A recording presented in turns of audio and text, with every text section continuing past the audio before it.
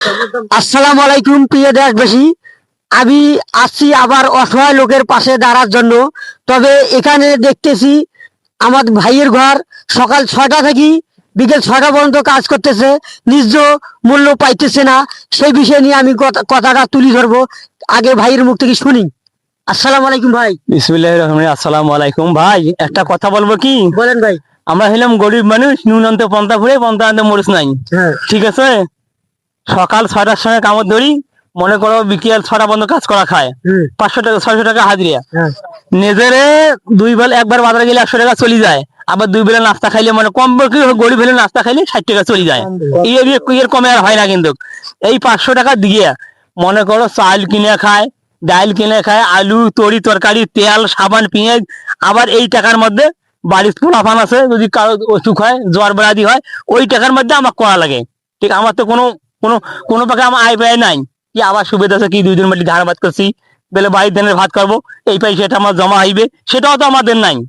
আচ্ছা কি, তা আমাদের কাছে সবার কাছে আমার অনুদান এই কামড়ার টাকাটা যেন আমার বাড়ে দেয়। মানে আপনার দিন হাজিরাটা বাড়ে দেয়? বাড়ে দেয়, আমরা বাড়ি চাই এইটি আবার।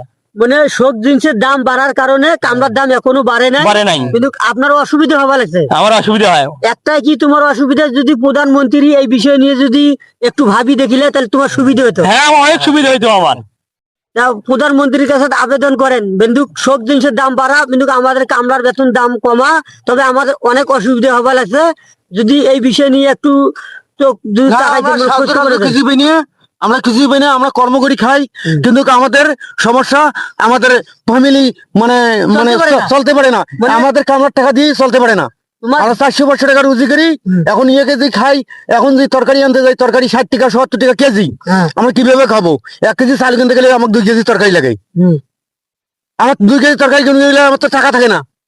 মরিচ কিনবো কি দিয়ে, তেল তরকারি মরিচ হাবিজাবি কিনবো কি দিয়ে, এইটা তো আমরা সময় পাইনি। 500 টাকা কাম করিয়ে যদি 1 পোয়া মরিচ নেন ওটা 30 টাকা, 1 পোয়া তেল নেন এটা 50 টাকা, ওটা 80 টাকা যায়।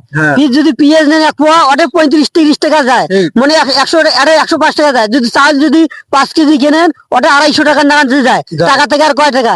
এই টাকা দিয়ে তরকারি কিনবেন না শৈল ফলের আবার ওষুধ করবেন, না নিজের কাপড় চোপড় কিনবেন?